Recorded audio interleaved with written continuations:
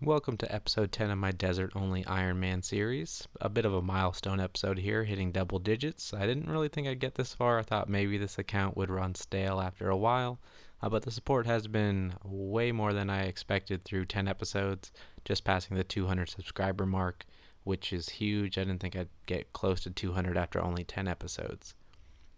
Starting the video out, I did go to the gem stalls just to buy an inventory of gems. This was a comment from my last video of an idea that I could go and buy the gems just throughout the day, buying maybe 300 to 500 gems per hour if I was really consistent in hopping and I got lucky. Unfortunately, I wasn't getting very lucky, and a lot of the gems were being sold out of the shops before I even got to buy them, so it did kind of frustrate me and make me only want to do just one inventory. I only do one inventory maybe every couple days. I don't even like really hopping too many times, but it is very important that I'm going to need these gems in the future. So it's definitely something I'm going to keep doing. So thanks to Scorched Earth for pointing that out, and I'll definitely continue to do that in the future.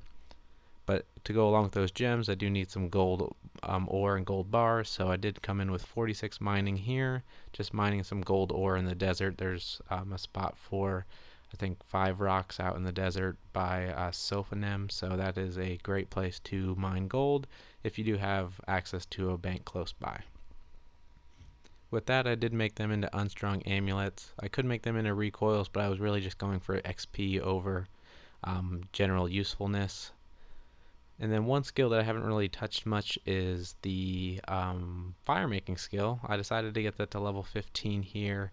I'm just cutting the trees up by the mage training arena. Again, there's really no use for the skill at all.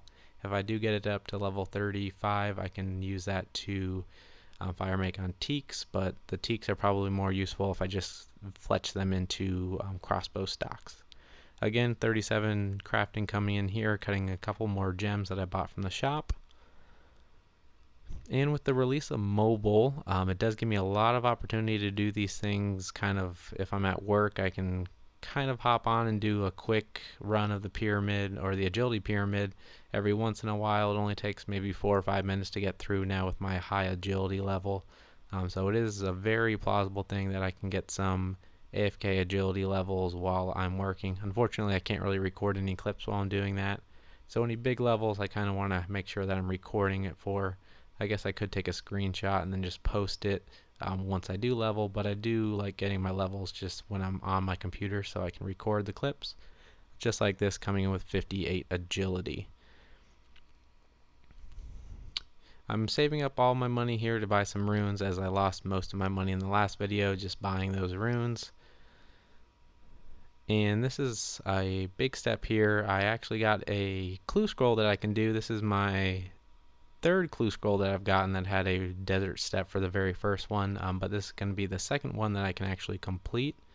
Again, if you're unfamiliar with my rules, if the first step of the clue is in the desert, I can complete the entire clue as long as I can, or as long as I don't need to get any items outside the desert. So if I have all of the items and I can do the clue, I can complete it as long as the step 1 is done in the desert. So in this instance, this is going to take me to Falador as well as Varrock for me to complete the clue, but as mentioned in episode 1, it is in one of my exceptions that I can do the clues as long as step 1 is in the desert, which I think just opens up a little bit more content, just because completing one clue just in the desert is almost impossible. The odds are there, but not very likely at all. So I got casket number 2 here. Hopefully I'm looking for a Staff of Air or Staff of Fire, just because it would really help me when I do AFK magic. So here we go, opening it up. I come away with the Amulet of Magic, some coins, and some Law Runes. So overall, not very useful at all. All of these items I can either make or just buy from shops, and then the coins are useful just so I can buy some more runes, but turns out not to be too useful. But anyways, what ended up happening was my very next kill coming back after that clue, I ended up getting another clue scroll drop, and crazy thing is that ended up being a clue that I can actually complete again as well. It's asking me to talk to the Tanner in Al-Kharid, so here we go. We can go for 2 clues in a row in this episode, and it'll be 3 clues completed overall once I complete this clue. Again, like I mentioned, looking for a staff of fire, staff of air is always important as well. Other than that, maybe like a better bow than just the normal bow, so I can use that if I have some arrows to use. But it's just going to be the staffs I'm looking for, maybe some wizard robes as well. That would be helpful, just because I can really only get a wizard's hat from imps in the desert, and that drop rate isn't very good as I keep trying to kill those, but I never seem to get it when I run by that area. Anyways, finishing up the clue here, it took me all the way to Port Gizzard to the fishing trawler minigame to pick up my second casket of the episode and third casket overall. This one, just spoiler a little bit, it does actually give me an item that I can use going forward. It is going to be my new best in slot item. Anyways, opening the casket here, I end up getting another Amulet of Magic, but Steel, Plate Skirt G, and the big item is the Willow Shortbow. So the Willow Shortbow does have a 20 range requirement, which is a lot better than just the normal shortbow that I have, and then I got some trout as well. Unfortunately, the Willow Shortbow can only hold up to Mithril arrows, and the Scarab mages drop Adamant and Rune arrows, so it still doesn't help me in that case. But if I ever wanted to get some range experience with my bronze arrow stack, I do have this better bow. Hopefully it'll get me a lot more experience per hour. I'm going forward. And then, crazy enough, while you can still see it in this chat box here, I got another clue scroll.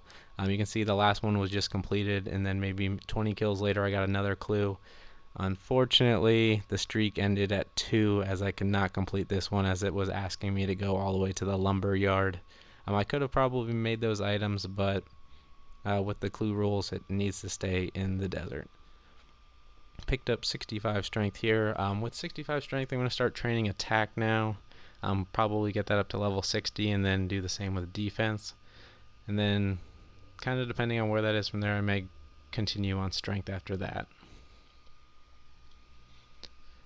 So here we have level 40 fishing coming in. Not really much of a milestone because I can still only catch shrimp and anchovies, but if you're a free-to-play player, level 40 is pretty big just for your lobster catching abilities. And with that, I ended up getting 43 cooking as well. That's actually important because I can cook the bass in my bank, which I have over 200 of from the Scarab mages. I won't be cooking those anytime soon as I'm not going to be at Calfight Queen, so I'll probably try and get my cooking level up to 45 or 50 before then to get the get a better success rate for that.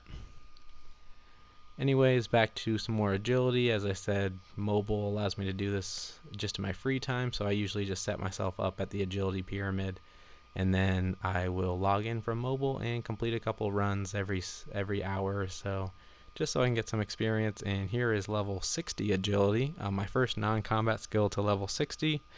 With that, it did give me a hefty cash stack.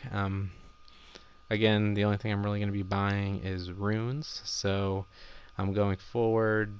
I'll just be doing this to keep accumulating runes to do the mage training arena, as well as Calfight Queen. I will be using, I think it's Fire Blast, using death runes at level 59 magic to get get those kills.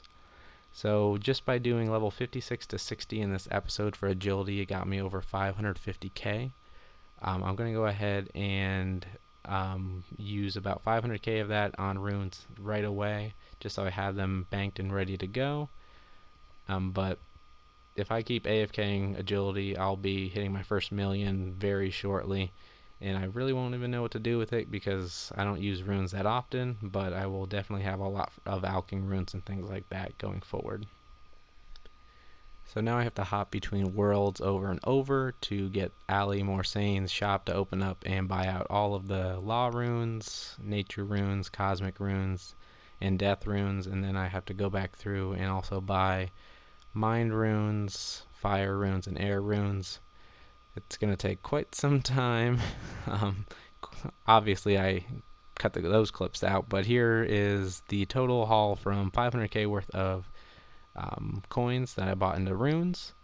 And this should do a lot for me to get my training up at Calphite Guardians, as well as with the Nature Runes and Law Runes. I can use those at the Mage Training Arena when I go ahead and try and get maybe Bones to Peaches, or do the Mage's Book, or maybe even upgrade to the Master Wand. Okay, so wrapping up episode 10, I decided to do a little bank video. I haven't shown anything in the first 10 episodes really, so I'll just run through it quickly here and you can kind of take a look at what I've achieved thus far through the 10 episodes. Nothing spectacular, but it's good to update you guys on just showing what I have here. So starting out, I have 73k cash from doing the agility pyramid, and then when I bought 500k worth of runes, this is what I have left over. Couple marks of grace from the Alcarid course, some general food. One thing here is I have some ensouled heads. I have 3 unicorn heads, 1 imp head, 7 calphite heads, and 3 scorpions. It's not really useful. I'll never make it to Zaya, but they are a nice trophy. I can kind of show what I have accomplished thus far and about how many calphites I've been going through and killing. A little bit lower we have a tooth half and 3 loops I've gotten from Calphite Guardians and Scarab Mages. Again, I'll never be able to use the crystal keys, but it is a nice kind of trophy that I have here. Through cutting teak trees, I have some willow seeds and a couple apple seeds. Moving on a little bit further, I have some crossbow stocks, not really useful unless I make some more steel limbs to get some fletching experience. Moving on to my herb tab, I ended up getting a couple potions here. I have about 100 of the anti-poison potions, and then the rest of the herbs are just kind of what I've got over time. Coming up, I need to get level 26 herb lore so I can use the Harlanders to go with the chocolate bars. You can buy chocolate bars in Narda, so I will be able to make energy potions on this account, and that should get me probably close to level 30 once I do hit 26, and that will allow me to clean the Renars. I have 63 of those currently, but those will be pretty useless until I can start catching implants to get the snake grass for the prayer potions. A couple strength potions from the random events I've gotten, and then some bird's nests from getting those from the teak trees. So again, not really useful now, but down the road, if I ever do get my herb lore that high, I can make some brews with that. Moving a little bit further down is the rune tab. You just saw 500k worth of runes bought, so I have a lot of telekinetic grabs for the mage arena, and then also if I need to do some more unicorn horns, I have that. 5,000 mind runes I can use at Calphite Guardians, a lot of air runes, a lot of fire runes, over 600 nature runes for some high alching, and then also for the mage training arena as well, and then over 700 death runes that I'm starting to stockpile for when I go and kill the Calphite queen. And then also you see the infinity boots there and some talismans. I'm no fire talisman yet. I do have to get a lot of genie lamps or random events to get my rune crafting up high enough to even get to the fire altar and make some, but that is maybe a really long-term goal if it's something I can try and do. Moving on a little bit further is the runes, or not the runes, the ore and bar tab. I have 122 steel bars waiting to be used. And then I have 112 coal, so I can make 56 more steel bars if I can just mine a couple rocks of iron to get those bars made, and that will allow me to make some more steel darts, maybe some steel bolts or steel arrowheads, so I can get some flexing experience. Again, not really necessary or needed at this point, so that's kind of why they're just sitting there. I got 60 gold bars for some jewelry when I do get higher levels to make some better jewelry moving forward. Following that, I have my armor and weapons tab. I threw all my weapons and armor into this tab. There's really no organization to it except the top 6 items or so. I have the Karis for obviously all my attacking and things like that, and then my rune armor, my dragonhide armor, and then the willow short bow that I just got from the clue scroll, and then just the general armor that I've gotten throughout the series, some weapons, some ranged ammo and things like that. Moving on is my Scarab Mage's drop tab, probably my most expensive tab. It only says 2 rune square shields. I've probably gotten like 5 or 6, but I have alked a lot just to get some more runes when I was going for the infinity boot grind. And then I have over 400 raw lobster and bass combined, which I can now cook after hitting level 43 cooking. So that's something I will be doing in the future when I need to go and use that for Calphite Queen. Another notable drop here is the 88 mithril bars. They drop in 22 at a time, so when my smithing does get high enough, I'll be able to make some probably mithril darts with that as well, just so I can use that for a better range, a range weapon moving forward. And then lastly here we have the crafting tab, just some gems, some leather armor, some rings, amulets, and then the flax that I got from the beekeeper random event that I can use to make bowstrings if I ever get high enough to cut those magic trees and fletch them into mage short bows. And lastly is my unique clue scroll tab. I gotten 2 items from 3 clues, the steel plate skirt G and the iron plate legs T. I didn't do a price check. I didn't really think it was really worth it. It's probably maybe a few mil, if that, just because of the Scarab Mages tab and some of the herbs. Well, I'm sure that the herb tab is probably worth the most next to the Scarab Mages tab. I would probably put more on the herb tab myself. But anyways, I just wanted to kind of show what I've gotten through 10 episodes. Thanks again for the support. I just passed 200 subscribers earlier this week, so that's a big milestone. I did not expect to have it through 10 episodes. So thanks for the support, and look out for the next episode, and thanks for watching.